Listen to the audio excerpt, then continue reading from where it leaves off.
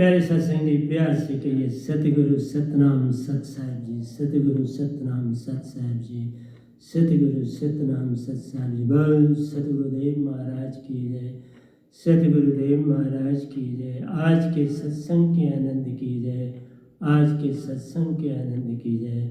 मैं सभी ब्रह्मांड के अंशों को, निज धाम के परम अंशों को, निज धाम के सतपुरुष जी के चरणों में मेरा कोटि कोटि प्रणाम है। वही आपको जगाने की चेष्टा कर रहे हैं। ये गदाबाई निमित्त बिन आपके समक्ष आता है, निरक्षर शब्द को खर और अक्षर में बदल के आपके कानों तक पहुंचाता है।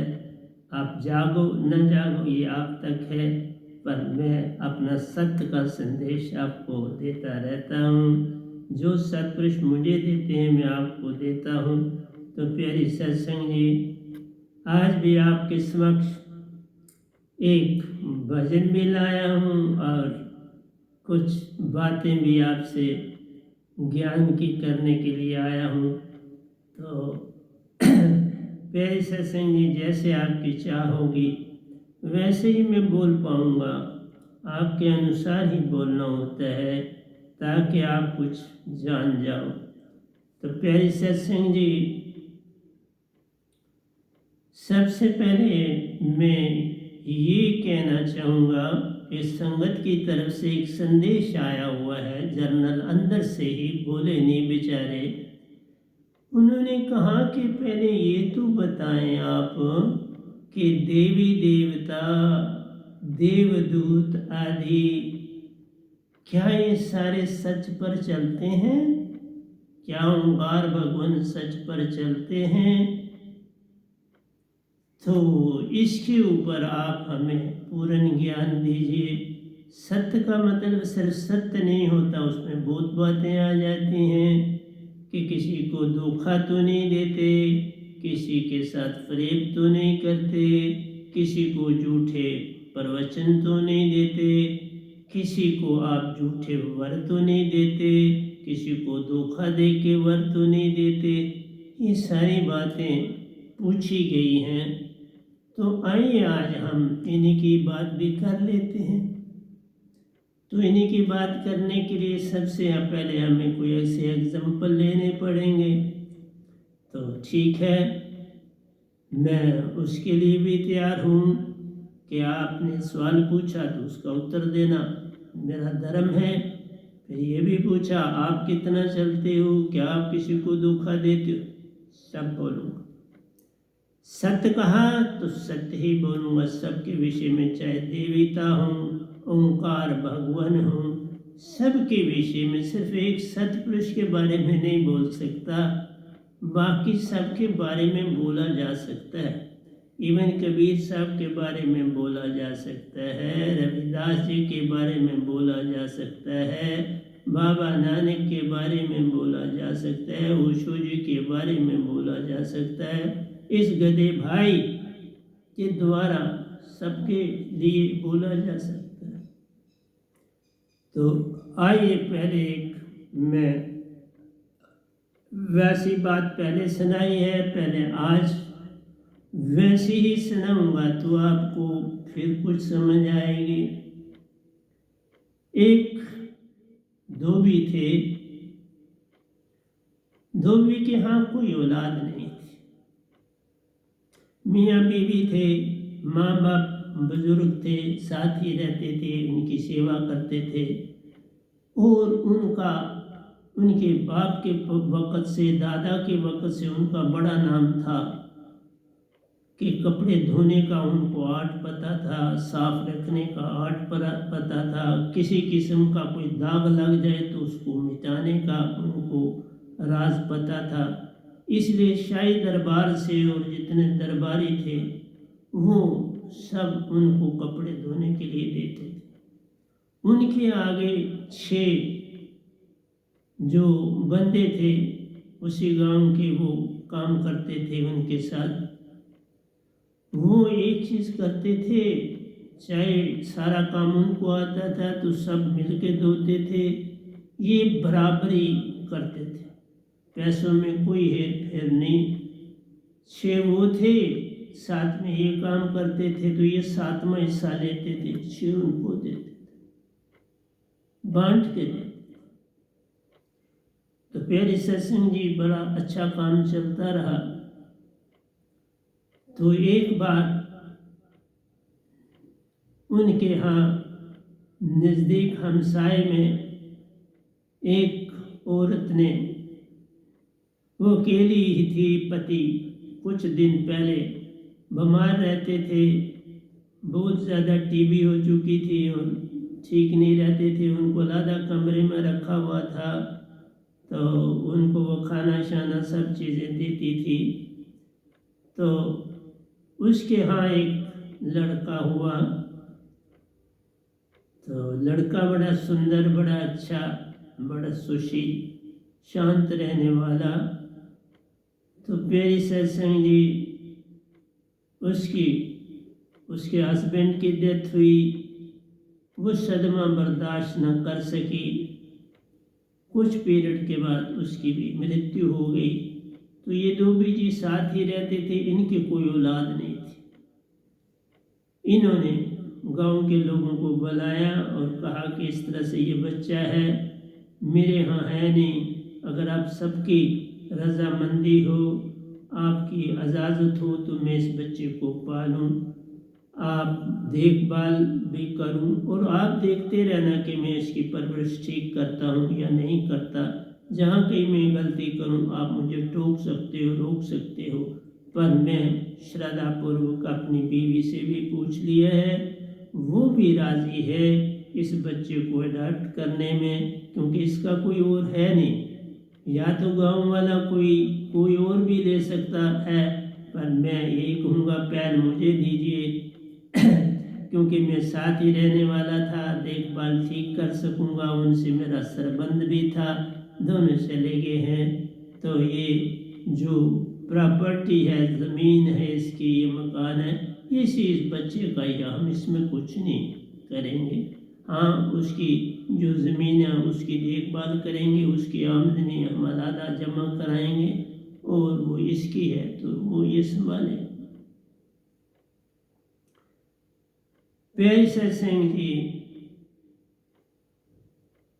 एक बार बीवी ने कहा कि देखो हमारे पास कुछ है नहीं, जो इतनी तुम्हारे हिस्से में कमाई आती है, माँ बाप भी हैं, वो बीमार हैं, ठीक नहीं रहते, उन पे खर्चा होता है, बड़ी मुश्किल से हम गुजारा करते हैं। ठीक है, इस बच्चे को हमने लाया, इस पे भी खर्चा करना है, तो हमारे पास कोई कंबल नहीं है, सर्दी के दिन आ गए हैं, कंबल नहीं इसके पास, इसके कपड़े और कंबल आप ले आओ। तो उसने उसको वो पैसे इकट्ठे जितने किए थे दे दिए हस्बैंड को, चला गया बाजार जा रहा था। तो रास्ते में एक दरख्त के नीचे देखा एक आदमी लेटा हुआ है और चिल्ला रहा है जोर जोर से, कोई मेरी मदद करो, कोई मेरी मदद करो, बस यही बोल रहा था।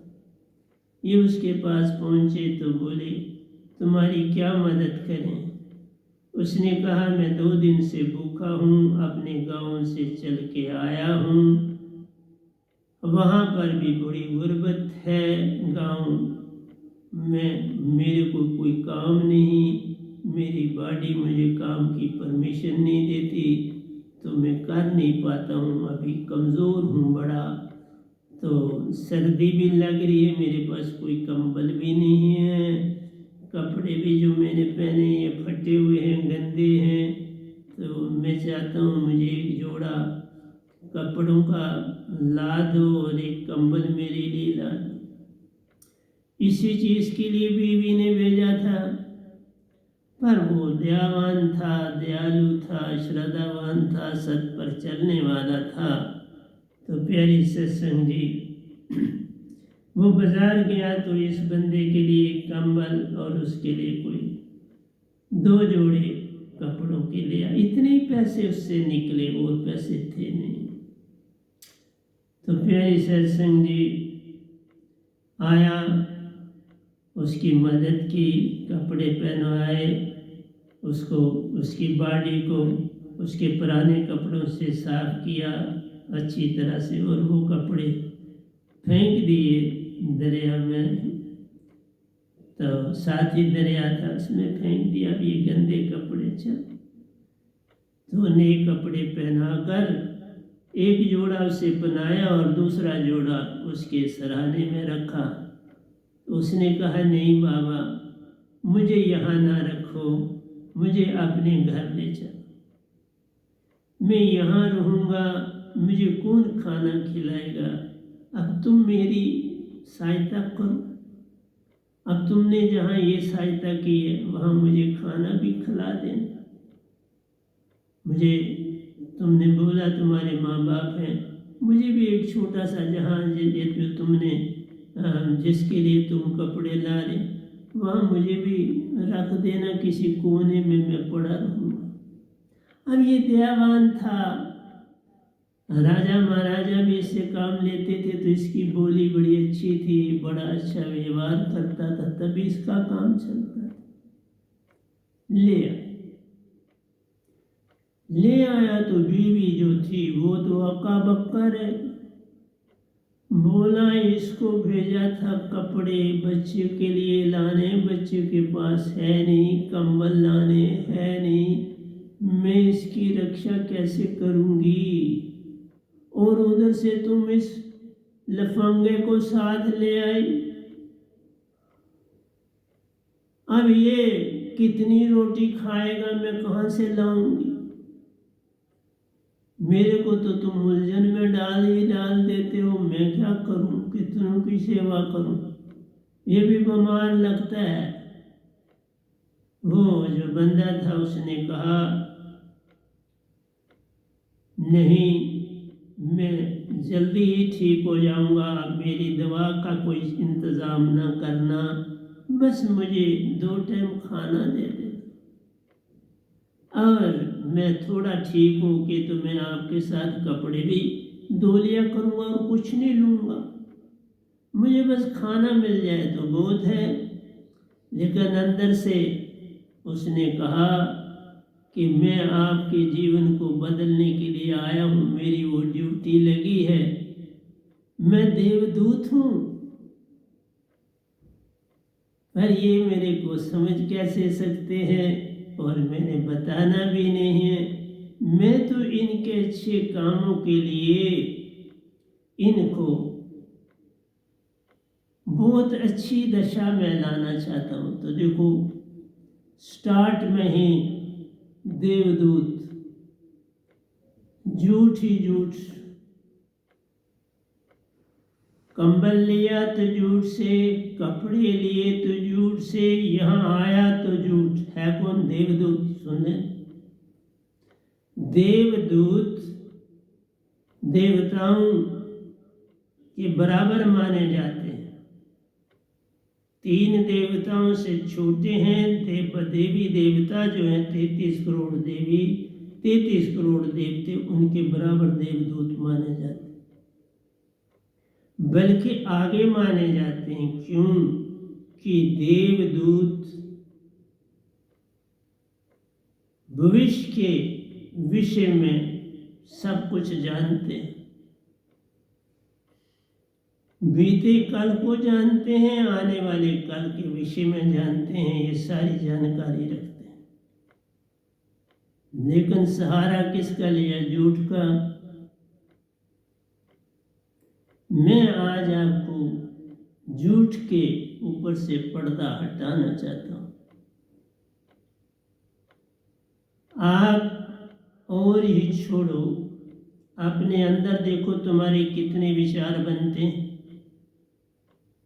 और वो विचार इतने इतने गहरे हो चुके हैं कि उसका लबादा जिस चांद पर आज भारत भी चौथा देश पहुंच चुका है, अमेरिका पहुंचा, रशिया पहुंचा, चाइना पहुंचा, आज भारत भी पहुंचा।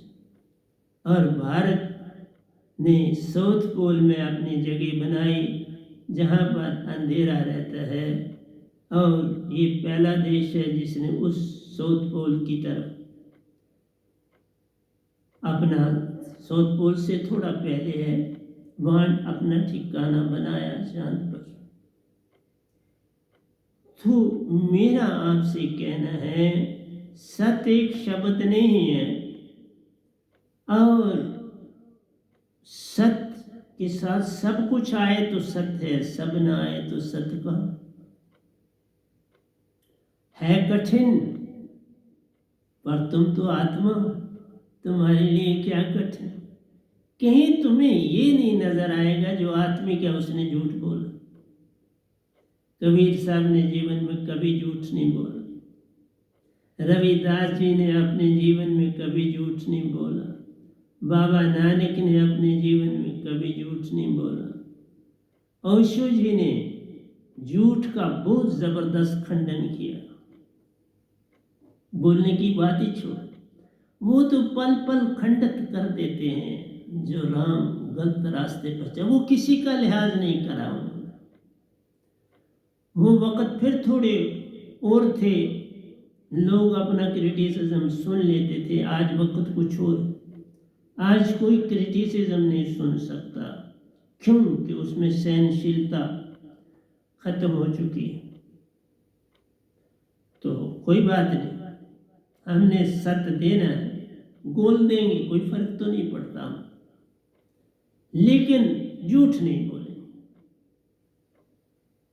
तो प्यारी सत्संग जी, उस देवदूत ने कोई अपना वेद नहीं दिया, ये आपको बता रहा, और रहने लगा, कपड़े धोने लगा, सब कुछ करने लगा। उसके पास राजा के वस्त्र आते थे, तो उसकी ये बंदा देखा कि बड़ा ईमानदार है, बड़ी लगन से काम करता, और इसका काम बड़ा साफ सुथरा होता। अब उसने कहा जो राजा के परिवार के कपड़े हैं, खासकर राजा, उनका बेटा, उनकी राजा की पत्नी, इन तीन के जो कपड़े हैं वो इस देवदूत के को दे दिया काम कि ये तुम साफ करो। देवदूत ने मान लिया और अब काम कर रहा है। प्यारे सत्संग जी, वहाँ रिवाज था कि कपड़े धोने के बाद नील लगाया जाए, लेकिन एक चीज़ की और थी निशानी कि जिसने कोई बीमार है और उसके शरीर को तजने के नज़दीक है, तो घर वाले उसके कपड़े को नील नहीं लगाने देते थे, कहते थे अब ये कपड़ा नील के बिना धो के वापस करो। अब बादशाह कुछ बीमार था, तो जो कपड़ा देने आए उन्होंने डायरेक्शन दी इसको नील नहीं लगा। मालिक ने भी कहा इस देवदूत को कि बाबा सुन लिया ना, इसके ऊपर नील नहीं लगा। उसने कहा आप उल्टा कह रहे हो, आपको तो कहना चाहिए, अभी बादशाह तो जिंदा है, आपको तो कहना चाहिए तब कि वो अगर जा रहा है तो तब कहना चाहिए नील नहीं लगाना। क्या आपको विश्वास है वो तुरंत तज देगा मेरे कपड़े पहनने से पहले? वो हैरान हो गए, उनसे गलती हो गई थी। तब जो राजा के दरबार से आया उसने कहा ना बाबा हमको गलती होगी, इस पे नील लगाना है। तो इस धोबी ने भी इसको कहा हाँ इस पे नील लगाना है। बादशाह तो ठीक ठाक है, उनका परिवार ठीक ठाक है, सब ठीक है, तो नील लगाना। जब कपड़े धो के उसने लाए रखे, उस पर नील कोई नहीं था। वो धोबी बड़ा परेशान हुआ, बोला तुम्हें बोला था नील नहीं लगाना, हमने तो कहा बाद में तुमको नील लगाना है, तो तुमने नील नहीं लगाया। वो कुछ न बोला और इतनी देर में वही जो राजा का दरबारी था दौड़ा दौड़ा आया। उसने कहा बाबा वही जो हमने पहले कहा था वही करना था कि नील नहीं लगाना था। धोबी ने भी उसको कहा बाबा वही करना था जो इसने कहा था पहले कि नील नहीं लगाना, उसने कहा साहब जी मैंने आपके अंदर से ही बात समझ गया था, मैंने नील नहीं लगाया, आप कपड़े ले जाओ। कपड़े चले गए, नील नहीं लगा। और ये धोबी बड़ा हैरान हुआ कि ये पहले से कैसे जानता था कि इसके ऊपर, और इसने हमसे कलवाया अंदर से कि इसको नील नहीं लगाना। हम भी बोले, दरबारी भी बोला, और इसने नील नहीं लगाया। और जबकि बादशाह ठीक ठाक था, जब जो देवदूत था उसने अंदर से ही देख लिया कि मैं जब कपड़े धोऊंगा सूखेंगे तब तक बादशाह की डेथ हो जाए। मेरा कहना आपसे ये है कि जो देवदूत हैं वो आने वाले कल की परख रखते हैं। तो इस बात पर इस धोबी को बड़ा इनाम दिया, नहीं तो परेशानी होने जाती थी। क्योंकि पुराने वक्तों में समय निश्चित करते थे पंडित पुरोहित हर क्रियाक्रम का, विदाई का समय कब है, क्या कर, सारा उनके नियम के अनुसार हो गया। गलती ना कहीं हुई, कपड़े को नील नहीं लगा तो हर चीज शुभ हुई। तो मेरा आपसे ये कहना है कि देवदूत तो जानता था, इसीलिए उनके मुख से निकलवाया और उसी पे वो चला और वही घटना घटी। फिर दूसरी बार देवदूत ने कहा ये जो आपका बेटा है, इस बेटे को आप क्या बनाना चाहते हैं, अंदर से आपकी क्या आवाज। उन्होंने कहा हम इसको राजा का दरबारी बनाना चाहते। तो देवदूत ने कहा बड़ा अच्छा आपने सोचा कि राजा का दरबारी हो जाएगा, इज्जतमान भी होगा। तो उसने कहा इसको आधा घंटा मेरे पास बिठाया करो। उन्होंने कहा अभी तो छोटा है। उसने कहा तो भी आधा घंटा तो मैं इसको लोरी दूंगा, सहलाऊंगा, मैं इसको सैर कराऊंगा, कोई परेशानी। टाइम फिक्स हो गया कि बाबा आधा घंटा 5:30 से 6 बजे शाम के वो इस बच्चे को सैर कराएगा, खिलाएगा। तो देवदूत उसके अंदर बड़ी सुंदर बातें बढ़ता चला गया। एक एक बात, सोने की बात उस बच्चे में भरी। अब बच्चा बड़ा हो रहा है और इतनी सुंदर बातें, इतनी मम्मा से पापा से बातें कर रहे हैं। और वो भी हैरान है, जो बातें उन्होंने कभी अपने जीवन में न करी न सुनी, अब वो बच्चा बोल रहा है। क्योंकि जैसा तुम्हारा उस्ताद होगा, गुरु होगा, वैसे ही गुण अपना है। गुण तो इसी तरह आते हैं, हर एक में आते हैं। इसलिए जैसा संग करेगा बंदे वैसा ही बन जाए। तुम साधु का संग करो, साधु की ओर चलो। तुम सतगुरु का संग करो, तुम सतगुरु की ओर चलो। तुम जैसा संग करो वैसे तुम बनते चले जाओ। तो प्यारी सत्संग जी, इस देवदूत ने उस बच्चे को बहुत ही उज्जवल अपनी शक्तियों से भर दिया। क्योंकि उसके माँ बाप भी उस जो लड़के के थे बड़े सुशील, शांत, किसी से लड़ाई झगड़ा नहीं, बड़े शुभ जीवन उन्होंने काटा था। लेकिन चूंकि वक्त का लिखा हुआ कौन टाले, उसका बच्चे का लिखा ही इस देवदूत के साथ संबंध था, तो उसको कौन टाल सकता था। अब उसका टीचर भी वही है, और घर वालों ने कहा बाबा तुम इसको अब सुलाया भी पास ही, वहाँ करो, ये बहुत अच्छा बन रहा है। उसने ये भी मान लिया।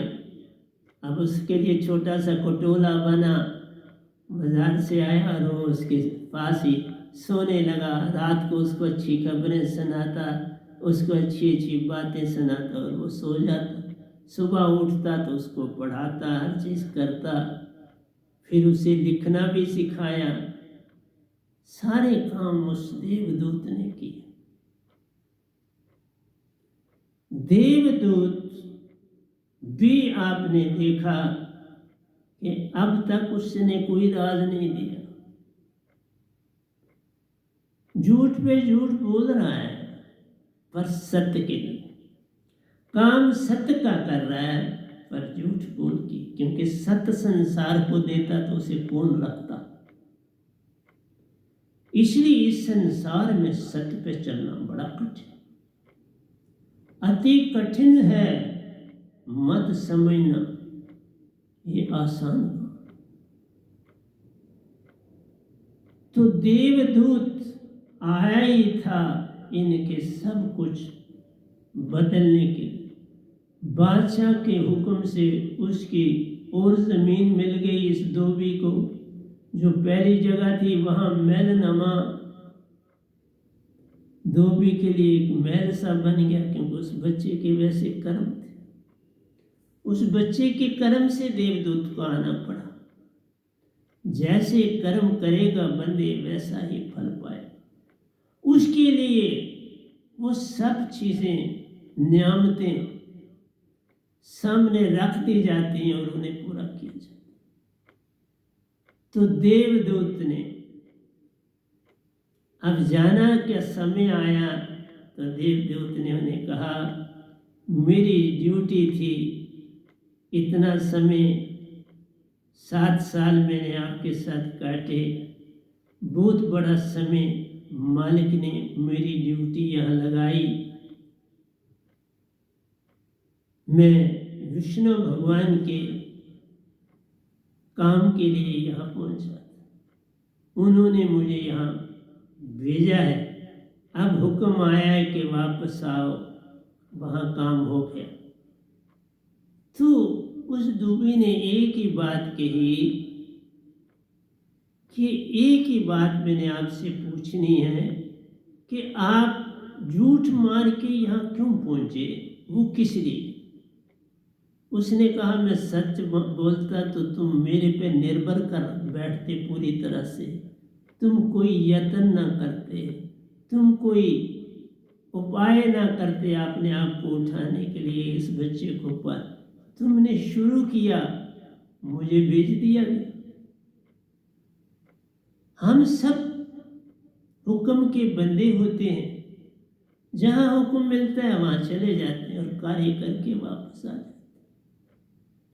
तो ये थी देवदूत की कहानियां। ये एक और सुना, क्यों कि ये आवश्यक है सत्य के लिए। दूसरी बात यह है कि हर इंसान, हर परिवार जो हमसाया होता है उससे झूठा प्यार जतलाता है, अंदर से नफरत करता है। अंदर से अगर दूसरा ज्यादा अमीर है तो उसकी अमीरी से जेलसी है, लेकिन बाहर से दिखावा करता है, बड़ा अच्छा हूँ, ये है वो। अंदर से वो कहते हैं कब मैं इसको नीचे लगाऊं, कब ये मुझसे गरीब हो जाए और मैं अमीर हो जाऊं। इस दौड़ में रहता है। अगर दोनों बराबर हैं, फिर उस मोहल्ले में देखा जाता है कि बाबा कोई मुझसे अमीर तो नहीं, कोई मुझसे पद प्रतिष्ठा में आगे तो नहीं, कोई मुझसे किसी भी बात से आगे तो नहीं। अगर कोई आ गया तो उससे जलसी, उससे नफरत, उसको उसका भला बुरा सोचेगा, उसके लिए रास्ते निकालेगा नुकसान पहुंचाने के लिए। ये तो शुरू से, जब से धरती बनी है ये चीज है। तो आइए, एक साहबान थे, साधारण जीवन था, पर विष्णु भगवान की भक्ति करते थे। किसी ने सुनाया था, उस बात को पकड़ा और भक्ति करते थे विष्णु भगवान। और उन्होंने देखा कि जो वो खुद भक्ति करता है, जो उनका हमसाया है वो भी भक्ति करता है। ये दान देते हैं, वो हमसाया वाला वो भी दान देता है। ये हर एक से हंस के बात करता है, हमसाया वाला भी हंस के बात करता है। अब दोनों में ईर्ष्या फैल गई, गांव में फैली, फिर सिटी में फैली कि ये दो बंदे एक जैसा काम करते। दोनों में नफरत बड़ी जबरदस्त है, लेकिन बाहर से बड़ा अच्छा बोलते हैं, बाहर से अपना व्यवहार बड़ा अच्छा रखा है। अब दोनों विष्णु भगवान के भगत हैं, लेकिन जो प्यारा भगत है वो भक्ति में ज्यादा आगे था। उसने अब जलसी तो दूसरे से करता था, लेकिन अपनी भक्ति में रहता।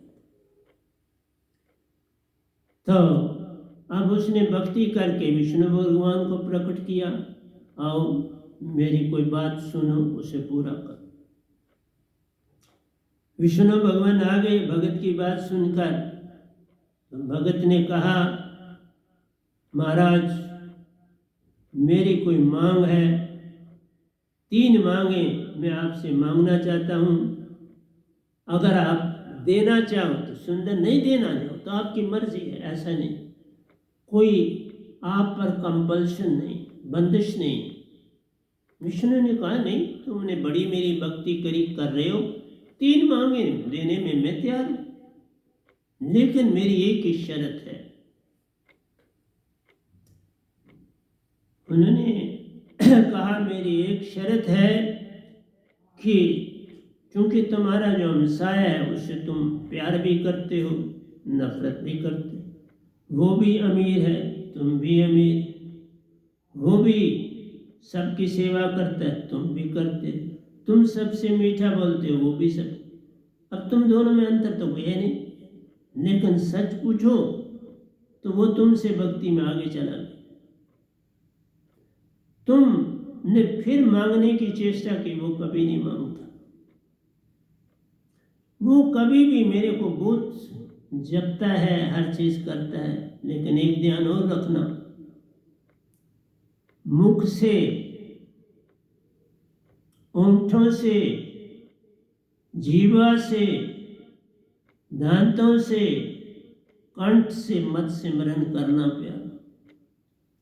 ये कंठ से सिमरन नहीं किया जाता, मुख से सिमरन नहीं किया जाता, ओंठों से सिमरन नहीं किया जाता, वाणी से सिमरन नहीं किया जाता, और तुम इन्हीं से सिमरन करते हो, ऐसा विष्णु ने कहा।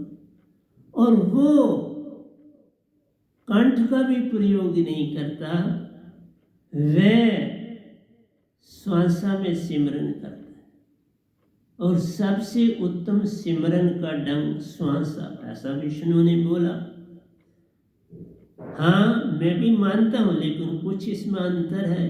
काल का दायरा यहाँ तक रुक जाता है कि मैक्सिमम कोई सिमरन करता है तो श्वासा से करता है। ओशो जी ने भी इसी पे जोर दिया, श्वासा पर।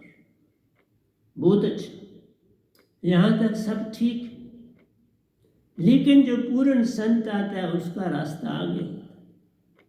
तो भगवान ने उसे कहा कि जो तू मांगेगा, क्योंकि वो जो दूसरा है वो ज़्यादा बड़ा भगत है, उसको तो, क्योंकि वो मुझसे कभी मांगेगा, वो कभी नहीं मांगे, मैं लाख यत्न भी करूँ वो नहीं मांगेगा, लेकिन एक ही तरीका है, अब तुमने मांगा तो मैं इसमें उसकी भी रजा पूरी कर सकता हूँ।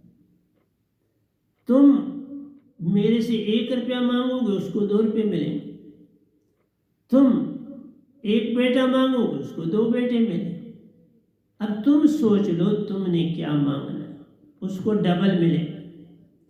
तो उसने कहा, मुझे थोड़ा समय दीजिए, अभी मैं नहीं मांगता, अभी मुझे इसके ऊपर विचार करने दीजिए। आदमी बड़ा सियाना था, अक्लमंद था। ये उस शहर में जो सबसे अच्छा लॉयर था, वकील था, उसके पास चला गया। वकील ने कहा मेरी फ़ी है और उसको फीस देने के बाद ही मैं समय दे सकता हूँ। उसका एजेंट था छोटा वकील, उसने कहा साहब जी वो बड़े वकील, उनसे मिलना है तो आपको फ़ीस देनी पड़े। हाँ, मुझसे बात करो तो कोई फीस नहीं लगेगी। उसने कहा नहीं साहब, आपसे बात नहीं करनी, उन्हीं से करनी, और जो फीस वो चाहते हैं मेरे से आप ले सकते। उसने उनकी फ़ीस ली। टाइम फिक्स हुआ कि शाम को 4 बजे आ जाओ। शाम को 6 बजे आना, 4 बजे वो आते हैं, फिर कहीं जाते हैं दोबारा, तुम 6 बजे। उसने कहा बहुत अच्छा। 6 बजे पहुंचा, वकील आगे ही तैयार थे, अच्छी फीस ली हुई थी उससे और उसने दी थी, और उनको भी पता था गांव वालों को कि ये अच्छा सरमायादार है, तो फीस भी उन्होंने तगड़ी ली इससे। अब इसका प्रश्न भी तगड़ा था।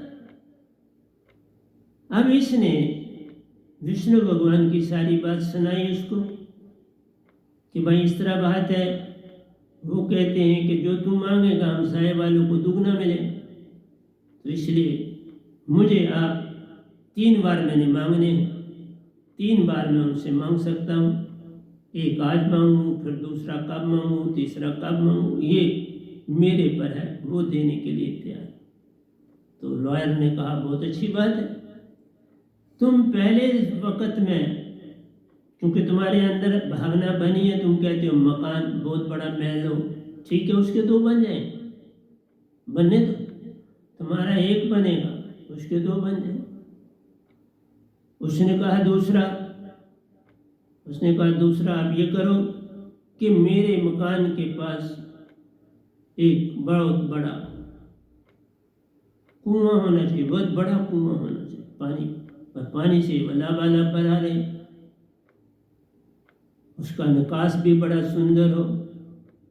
विष्णु भगवान जी ने बना दिया और उस समसाय वालों को 2 बन गए। अब तीसरे वर्ग की तैयारी आई। वकील ने कहा देख अब तुम्हें कुछ खोना पड़ेगा, तैयार है? उसने कहा हाँ। उसने कहा क्या तुम अपनी एक बाजू दे सकते हो? उसने कहा यार ये काम ना मुझसे को, मैं अपना बाजू नहीं दे सकती, और कुछ कहो। वकील ने कहा क्या अपनी टांग दे सकते हो? उसने कहा साहब टांग से चलता हूँ, चल के तुम्हारे पास या टांग ही दे दूंगा तो तुम्हारे पास क्या। उसने कहा ये भी ठीक। उसने कहा अब मैं तीसरी बार तुमसे कह रहा हूँ एक बात, क्या तुम अपनी आंख दे सकते हो? उसने 2 मिनट सोचा तो उसने कहा एक आंख में दे सकता, दूसरी आंख से मैं देख लूंगा, चल तो मैं रहा हूँ, हाथ मेरे हैं, पाँव मेरे हैं, तो कोई परेशानी नहीं। तो वकील ने कहा काम हो गया, तुम्हारी एक आंख जाएगी, उसकी 2 आंखें हम साय वाले की जाएंगी। अब 2 आंखें जब उनकी चली जाएंगी, हम साय वाले सबके परिवार की 2 आंखें चली जाएंगी, पर तुम्हारे की एक आंख जाएगी। उसने कहा ठीक है, मैं एक से काम चलाऊंगा, कम से कम सब चीज़ें देख लूँगा ना, मैं देख लूँ, लेकिन वो अंधे होकर उसी कुएं में गिर कर मर जाएंगे, और वो भी मेरे ही बन जाएंगे, वो मकान भी मेरे ही हो जाए।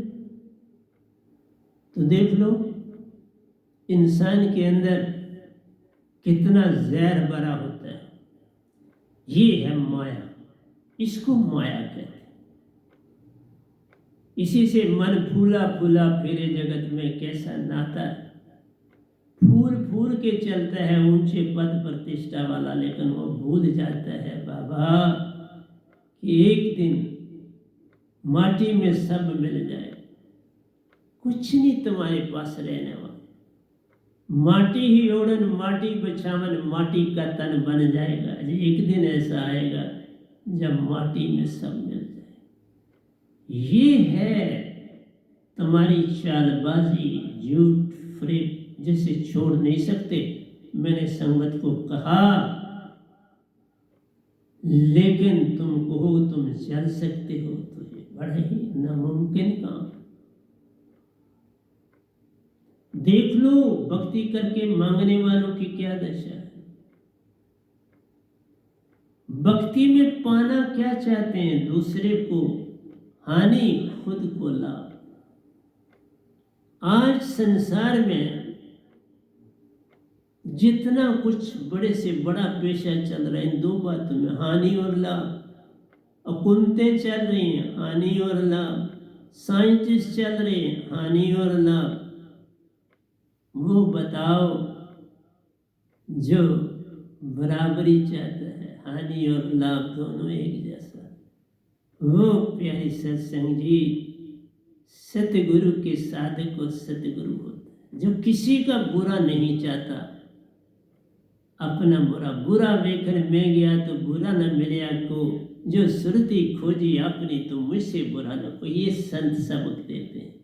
तुम यही सदा रखो कि मेरे से बुरा कोई नहीं। जिस समय तुम्हारी ये भावना आएगी तब तुम सत्य पर चलना शुरू हो जाए, उससे पहले सत्य नहीं आता। सत्य बड़ी दूर की चीज है, सत्य से पहले बहुत कुछ है। अब एक यहाँ ही देख लो, मैं आपको बताता हूं। शिव, महेश्वर, ब्रह्मा, तीन देवता है। सबसे ज्यादा भक्ति जो भक्त लोग हैं वो विष्णु की करते हैं। सब मांगने वाले शिव की करते हैं, और सब विद्या में आगे बढ़ने वाले, वेद शास्त्रों को जानने वाले, उनमें आगे बढ़ने वाले ब्रह्मा जी को पकड़ते हैं, उनको याद करते हैं। जबकि तीनों चीजें तीनों में हैं, पर एक अंतर है।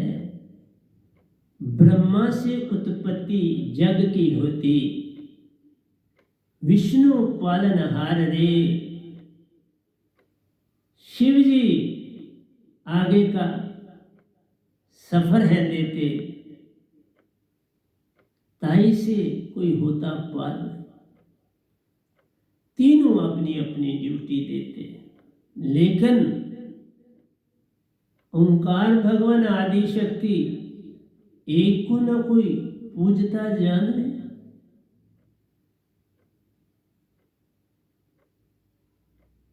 ओशो जी, रविदास जी, बाबा नानक जी, तीनों ने प्यारे सत्संग जी ओंकार को पकड़ने के लिए कहा। सच्चे इस तीन लोक के मालिक को पकड़ने के लिए कहा। पर कबीर साहब और ये गदाबाई बेनाम ये कहता है इससे भी कुछ नहीं होने वाला, ये सब माया जान। इससे माया मिलती, माया में मिलती माटी ही बनती जान रही। माटी की ओढ़न माटी बिछावन, माटी का तन बन जाएगा। आज एक दिन ऐसा है, जो कुछ तुम पांचों से, शिव, महेश, ब्रह्मा, आदि शक्ति और ओंकार से जो कुछ भी मांगते हो, आखिर में माटी में मिल जाता है। स्वर्ग नरक है क्या? बिन माटी कुछ और ना प्यार। स्वर्ग भुक्त के आओगे, फिर काल जाल जीरो से आगे चलना पड़ेगा। भक्ति से, तप से, बल, पद, प्रतिष्ठा मिलती जान प्यारे। जब वो समय पूरा हो जाता फिर सब कुछ माटी में मिला जाना। पर सच्ची भक्ति कभी न मिटती प्यारों, सदा दुगनी से दुगनी होती चली जाती जान रहे। तीन देवताओं से आगे जाता, आदि शक्ति से आगे जाता, ओंकार भगवान से भी आगे जान रे। ऐसा वह नाम आपके सामने बैठा प्यारो, इसका जान कमाल। ये नहीं मैं कह रहा मैं बड़ा हो गया, नहीं। मेरे पास जो दात है वो पढ़िए, मैं नहीं पढ़ा। जो दात है वो सत्य, जिस तरह से ओंकार भगवान को वर सतपुरुष से मिला, इसी तरह लोगों को जगाने का वर दांत इस गधे भाई को मिले। वो मन में महाचेतन सुरती, मन पल पल बरमाता, पल पल रुलाता, पल पल धोखे पे धोखा देता रहता। 42 मैंने आपको बोला था विचार ओंकार भगवान देते हैं, तो जो विचार है वो कुछ उसमें अच्छा होता है। विचारों में कभी कुछ अच्छा नहीं होता। विचारों में आशा तृष्णा, दूसरे का बुरा और मेरा भला, दूसरे को हानि और मेरे को लाभ, दूसरे की गरीबी और मेरी अमीरी, दूसरे की मृत्यु और मेरा जीवन, यही तो मांगते हो। यही तुम्हें बार बार मिलता है ओंकार भगवान से, 3 देवताओं से, आदि शक्ति से।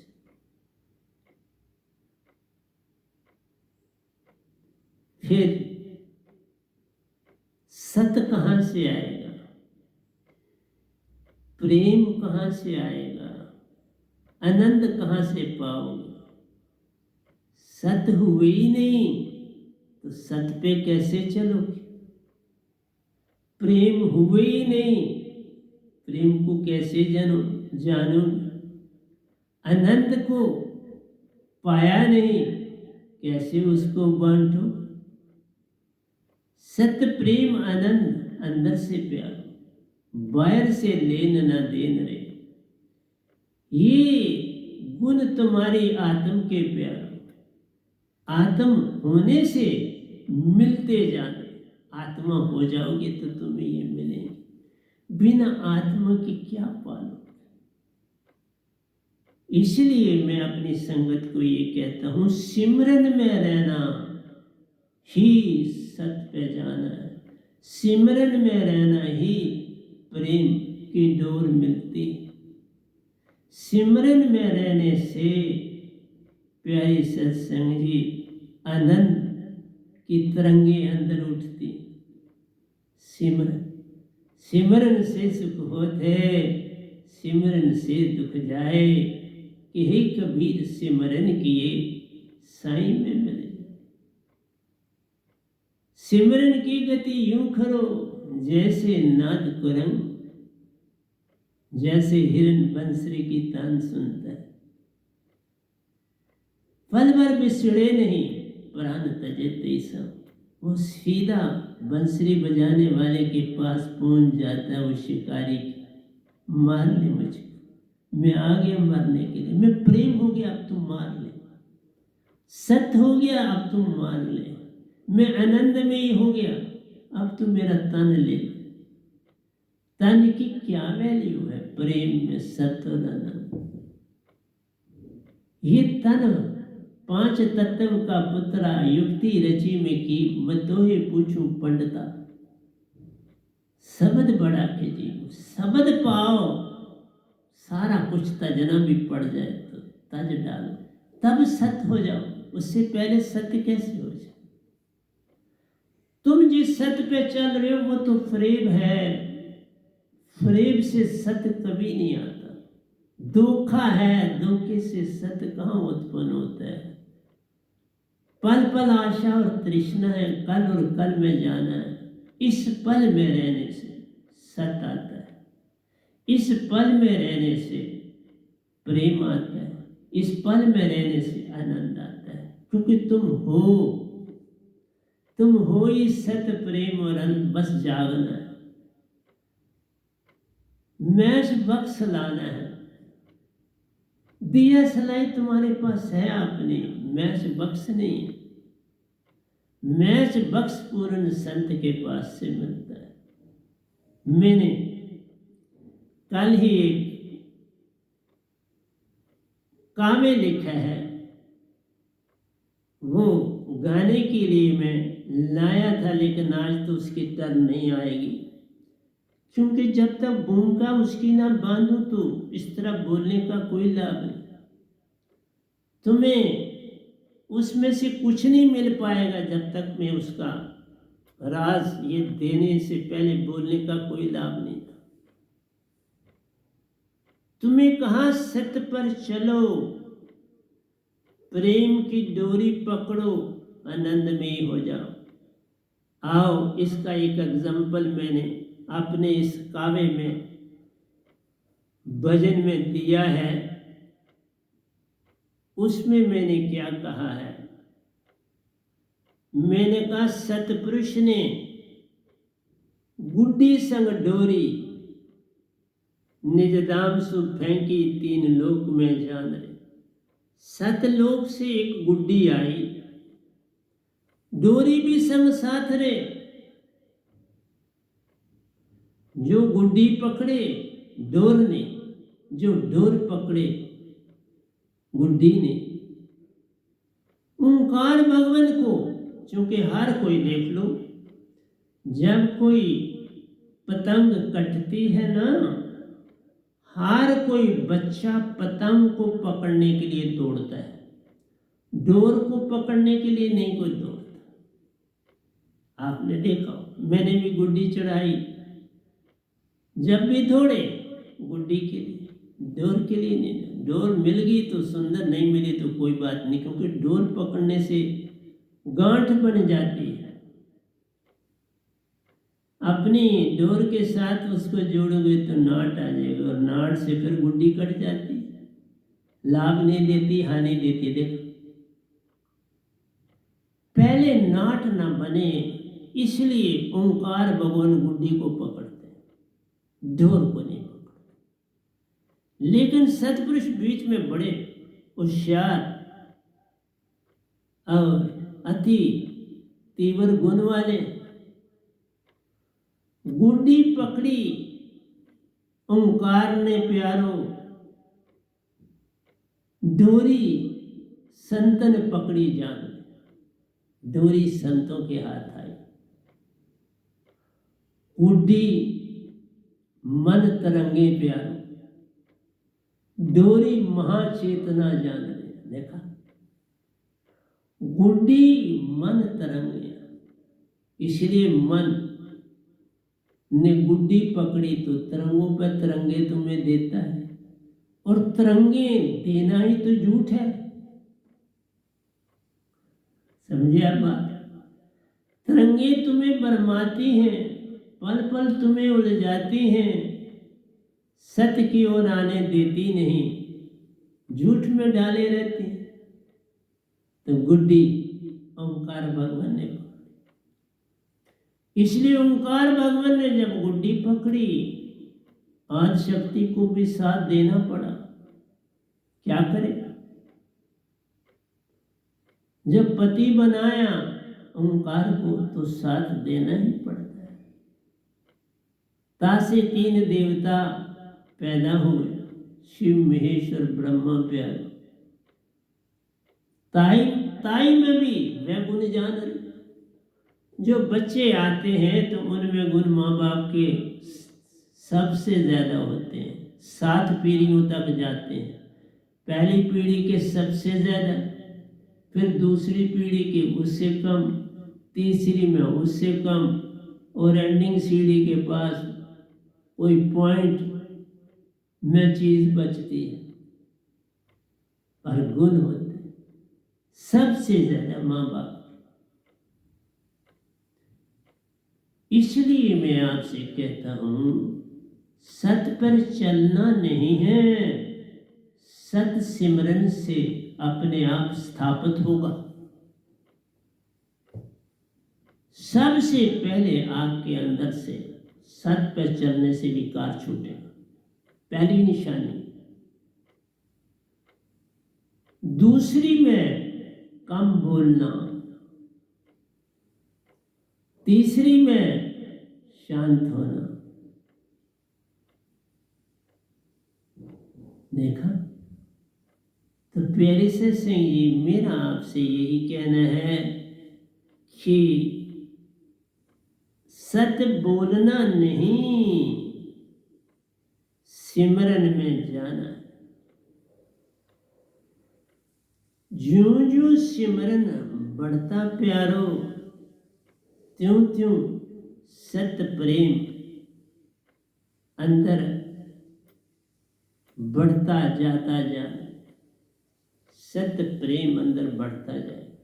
और जब सत्य प्रेम बढ़ता जाएगा तो प्यारी सत्संग जी आनंद की तरंगें अंदर उत्पन्न होती जा रही। आनंद की तरंगें जब उत्पन्न होगी तो तुम अब आत्मा बनने की तरफ चल पड़े। ये शब्द से होना है। जब तक तुम सत्य ना हो जाओ अंदर से, वो तब हो गए जब तुम्हारे अंदर का सारा जहर किसी के प्रति भी बाहर चला जाए। न खुद को बचाना न किसी को बचाना, बस सिमरन में रहना। न खुद से विचार न मन से विचार, विचारों के जाले को तोड़ देना, विचारों में नहीं आना। सिमरन सिमरन सिमरन और सिमरन। सिमरन के बिना कोई और काम मत करो तो सब मिल जाए, पर तुम सिमरन को छोड़ते ही जाते हो। तुम इतने दुनिया के कामों में उलझ जाते हो और तुम कहते हो मैं ही सब कुछ करने वाला। नहीं, तुम्हारे अंदर देवदूत ही सब करता है। तुम सत्य की तरफ चलो, देवदूत तुम्हारे सारे काम कर जाएगा, तुम्हें सब कुछ दे जाएगा। ये देवदूत जो सुनाया सबके पास है, सबके अंदर देवदूत है, कोई देवदूत से खाली नहीं। पर तुम अपनी चेष्टा से सब कुछ करना चाहते हो। ये काम यत्न से न हुई, सतगुरु कृपा पावे कोई कोई। सतगुरु पाया सब पाया, सतगुरु न पाया सब गवाया। यहीं से आनंद की तरंगे प्यारो, आनंद की तरंगों से प्रेम का संगीत उठता जान रहे। प्रेम का संगीत ही शांत बनाता प्यारो। ताई से सत्य की तरंगे जान रहे, ता से सत्य की तरंगे निकले। तुम थोड़ा बन जाओगे, अंदर से अंदर अंतःकरण से तब्दीली आनी चाहिए, और वो आती ही सिमरन से। सिमरन, सत्संग, सेवा, तीन बातें। सिमरन, सत्संग सुनना और अंदर अपनाना, और सेवा। सेवा, सिमरन और सत्संग, ये तीन मिलकर धारा बने। आगे गंगा एक, निज धाम में पहुंच जाओगे, सतपुरुष के होगे। अब वहीं रहना है, वहीं सारे काम करने। इसलिए मैं आज आपको बस पहले भजन की एक दो लाइनें ही आपको सुनाता हूँ। ज़्यादा आज नहीं सुना पाऊँगा, क्योंकि आपके प्रश्नों के उत्तर देने थे। तुम मेरे भजनों को साधारण, तुम मेरे प्रवचनों को साधारण न समझो। एक दिन ये सारा ब्रह्मांड मैं न हूँगा, पर ये मुझे याद करें। क्योंकि कबीर जी का लिखने वाले कोई और थे, कबीर जी बोलने वाले भी नहीं थे। बस अपने कामे भी दूसरों को देते थे। ये गधाबाई सब काम पहले खुद करता है। हाँ, उसमें मिस्टेकें होती हैं, मैं मानता आज भी, लेकिन लिखता सब कुछ खुद, किसी से नहीं। लिखता खुद हूँ, फिर आगे भेज देता हूँ। जब तक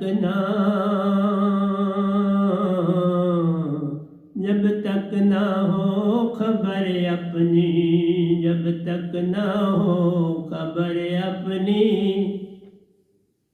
ताई से जमना मरना रे, जब तक ना हो खबर अपनी असंख्य के दुख उठाने रे, जब तक ना हो खबर अपनी असंख्य के दुख उठाने रे, असंख्य के दुख उठाने रे, असंख्य के दुख उठाने रे। असानू तन मन ही सब कुछ लगदा है, असानू तन मन ही सब कुछ लगदा है, ताई से बार बार जन्मों में आना है। असन तन मन ही सब कुछ लगदा है, असानू तन मन ही सब कुछ लगदा है, ताई से बार बार जन्मों में आना रे, जब तक ना हो खबर अपनी असा किए के दुख उठाने रे, जब तक ना हो खबर अपनी असा किए के दुख उठाने रे। असानू असानू तन मन ही सब कुछ लगदा है, असानू तन मन ही सब कुछ लगदा है, ताई से बार बार जन्मों में आना रे, असानू तन मन ही सब कुछ लगदा है, असानू तन मन ही सब कुछ लगदा है, ताई से बार बार जन्मों में आना रे, ताई से बार बार जन्मों में आना रे। सुरति चेतन व नाम शब्द से प्यारो, सुरति चेतन व नाम शब्द से प्यारो, असत प्रेम के फूल खिलाने रे, असत प्रेम के फूल खिलाने रे, असत प्रेम के फूल खिलाने रे। सुरति चेतन व नाम शब्द से प्यारो, सुरति चेतन व नाम शब्द से प्यारो, असत प्रेम के फूल खिलाने रे, जब तक ना हो खबर अपनी असा, जब तक ना हो खबर अपनी असंख्य के दुख उठाने रे, जब तक ना हो खबर अपनी असंख्य के दुख उठाने रे। असानू तन मन ही सब कुछ लगदा है, असानू तन मन ही सब कुछ लगदा है, ताई से बार बार जन्मों में आना रे, असानू तन मन ही सब कुछ लगदा है, असानू तन मन ही सब कुछ लगदा है, ताई से बार बार जन्मों में आना है, ताई से बार बार जन्मों में आना रे। असत प्रेम के फूल खिलाने रे, सुरति चेतन व नाम शब्द से प्यारो, सुरति चेतन व नाम शब्द से प्यारो, असत प्रेम के फूल उगाने रे, सुरति चेतन व नाम शब्द से प्यारो, सुरति चेतन व नाम शब्द से प्यारो, असत प्रेम के फूल खिलाने रे, असत प्रेम के फूल खिलाने रे, जब तक ना हो खबर अपनी, जब तक ना हो खबर अपनी असंख्य के दुख उठाने रे, जब तक ना हो खबर अपनी असंख्य के दुख उठाने रे। असानू तन मन ही सब कुछ लगदा है, असानू तन मन ही सब कुछ लगदा है, ताई से बार बार जन्मों में जाना रे, ताई से बार बार जन्मों में जाना रे। सुरति चेतन में नाम शब्द से प्यारो, सुरति चेतन में नाम शब्द से प्यारो, असा आत्म प्रेम के, असा आत्म प्रेम के फूल उगाने रे, असत प्रेम के फूल उगाने रे, जब तक ना हो खबर अपनी असकिए के दुख उठाने रे, जब तक ना हो खबर अपनी असकिए के दुख उठाने रे। देखा, जो कुछ जैसा कर्म करेगा बंदे वैसा ही फल पाएगा। ये जो मैंने पहली भूमिका है भजन की वो आपको सुनाई। इसी के आगे बहुत बड़ा भजन लिखा है, ये कोई 14 अंतरों का है। तो प्यारी सत्संग जी, जब तक न हो खबर अपनी, जब तक तुम आत्मिक नहीं बन जाओगे तब तक तुम्हें अपनी खबर नहीं हो सकती। जब तक न हो खबर अपनी असकिए के दुख उठाने, जो से कर्म करेगा बंदे वैसा ही फल, तुम जो करोगे वैसा ही मिलेगा। क्योंकि इस बंधन को काटने वाला सिर्फ सतगुरु, और वो तुम पाना नहीं चाहते, तभी अब मैं अकेला हूं। तुम पाना नहीं चाहते और मैं देना नहीं छोड़ रहा। मैं प्रतिदिन काम कर रहा हूं सतपुरुष का इस धरती पर, करता रहूंगा और तुम्हें साबित करूंगा कि तुम तो अभी प्यारे सत्संग जी, तुम ही नहीं पूरा भारत अभी तक शिव जी से आगे नहीं बढ़ा।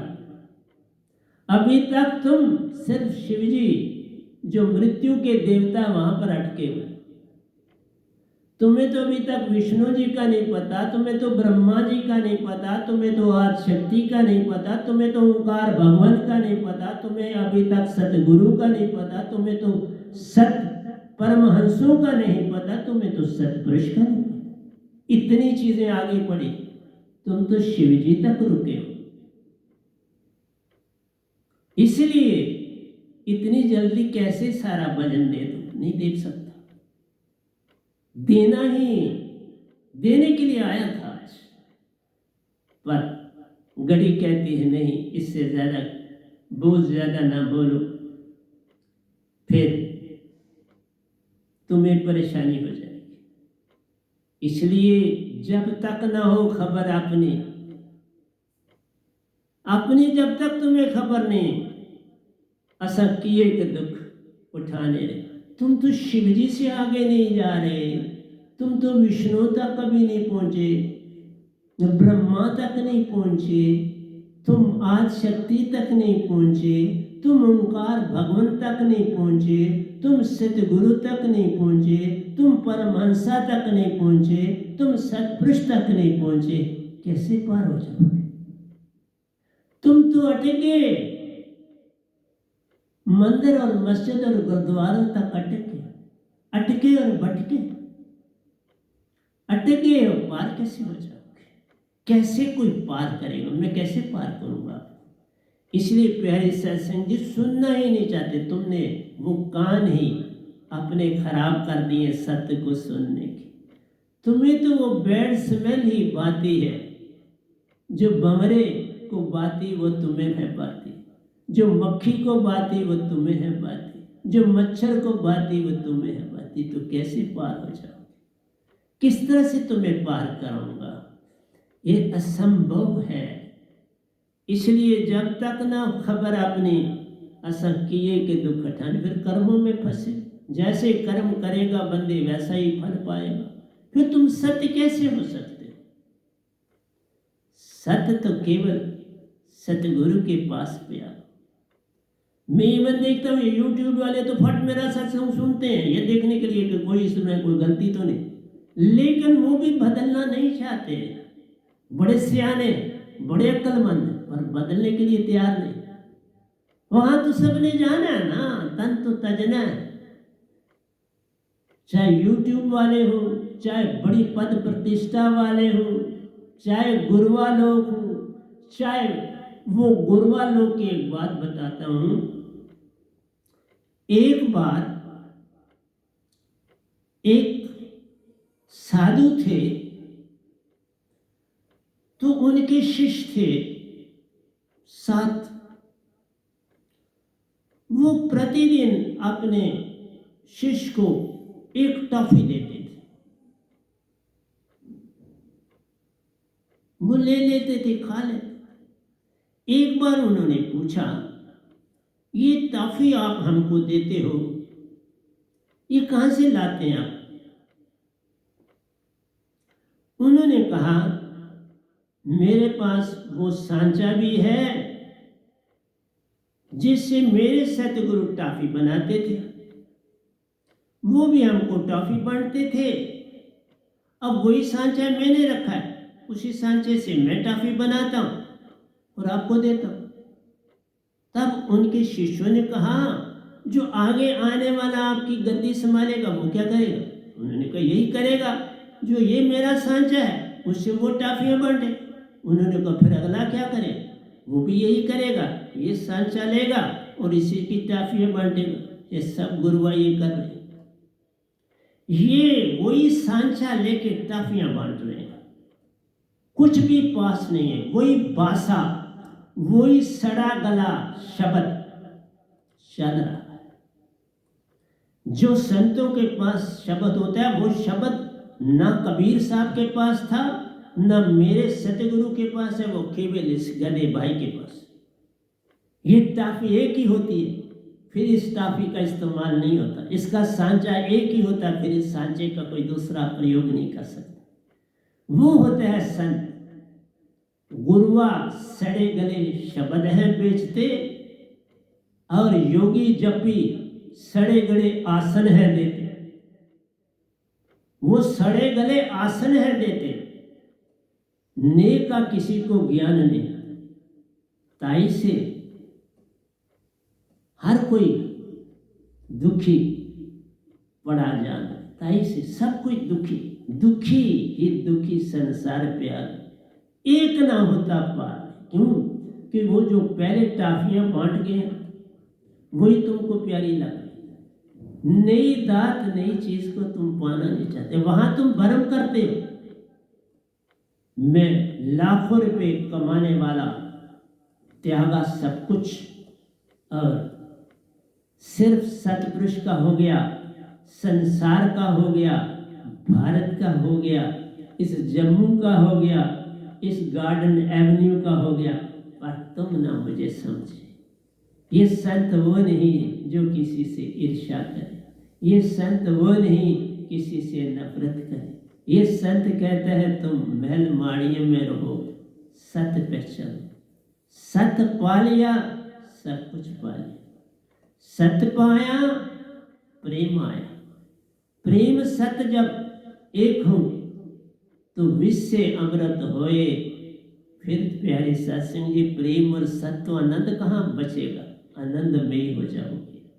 इसलिए प्यारे सत्संग जी, भजन की झलक दी कब बोलूंगा? जब हुक्म होगा बोल दूंगा। लिख दिया है और बहुत तगड़ा भजन है। इस भजन में मैंने आप पूरे ब्रह्मांड को पुरोया है। इसलिए जब तक इस ब्रह्मांड की तुम्हें पहचान ना दूं, तब तक क्या बोलना है? कब टर्न आएगी मैं नहीं जानता। लाया था बोलने के लिए, समय नहीं मिला, समय प्रवचन में कटा।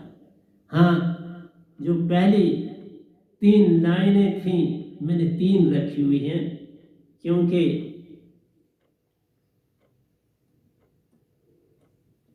3 2 तो होती हैं, इस बार 3 बन गई। तो इन 3 के साथ भजन है 14 अंतरों का। जब मौका देंगे, जब उनका सहयोग मिलेगा तो आपको सुना दूं। पर सत्य का मतलब भी यही है, सिमरन में रहना। सत्य का कोई और मतलब नहीं। ये काम यत्न से न होई, सतगुरु कृपा पावे कोई कोई। सिमरन में रहना, हर पल सिमरन से सुरती को पकड़ना, मन मान को तजना, सेवा में रहना। जिसकी सहायता कर सकते हो उसकी सहायता, पर सतगुरु को बता के करना। बिन सतगुरु बताए जो सेवा करे, उसका फल पाया मत जान रे। सतगुरु को सुना के पाके सहयोगी बना के सेवा 1000 गुना आगे की जान रहे, वो सेवा 1000 गुना आगे हो जाएगी, वो सेवा कहलाएगी। उसके बिना सेवा नहीं। सेवा, सिमरन और सत्संग, सेवा, सिमरन और सत्संग, ये 3 इक्विलेटरल ट्रायंगल बनाते हैं, इनका पूरा पूरा संग है। एक कम याद रहने, सेवा, सिमरन, सत्संग। सत्संग सतगुरु के संग होता प्यारो, सेवा सतगुरु कृपा से जान रे, सिमरन सुरति श्वासा एक है करना, तामे वह नाम शब्द को डाल रहे। ताई से सिमरन होता प्यारो, ताई से होता कोई पार रहे। उसके बिना अंधेरे में पड़े, दुखों में पड़े और ढूंढ रहे हो कहीं कि कोई सहारा मिल जाए, पर बिन सतगुरु बात बने नहीं, कोई कोटन करे। सतगुरु से बड़ा सहारा कोई होता नहीं। देवदूत काल के एजेंट पे आ, पर तो भी तुम्हें आन सिखाते रहे, वो भी तुम्हें सिखाते हैं सतगुरु की खोज। हम तो कुछ कर्म आते हैं करते, वो आते तुमको जगाते, अपना बनाते और पार ले जाते रहे। तुम इतना सा काम कर लो तो पार हो जाओगे। तो प्यारी सत्संग जी, आज इतना ही रखते हैं। प्यारी सत्संग जी, प्यार से कहिए सतगुरु सतनाम सत साहिब जी, सतगुरु सतनाम सत साहिब जी। बोल सतगुरुदेव महाराज की जय, सतगुरुदेव महाराज की जय, सतगुरुदेव महाराज की जय। आज के सत्संग के आनंद की जय, आज के सत्संग के आनंद की जय। मैं सभी ब्रह्मांड के अंशों को, निज धाम के परम अंशों को, निज धाम के सत्पुरुष के चरणों में मेरा कोटि कोटि प्रणाम है। वे ही आपको जगाने की सब चेष्टा कर रहे हैं। ये गदाबाई निमित्त बिन उनकी आज्ञा का पालन करने के लिए आपके समक्ष आता है। इसलिए जो भी सुनने वाले हैं, चाहे मेरे दीक्षित चाहे मेरे दीक्षित नहीं, उनके चरणों में मेरा प्रणाम इसलिए है कि वो जागें और जागें और जागें और सत्य प्रेम और आनंद में खोज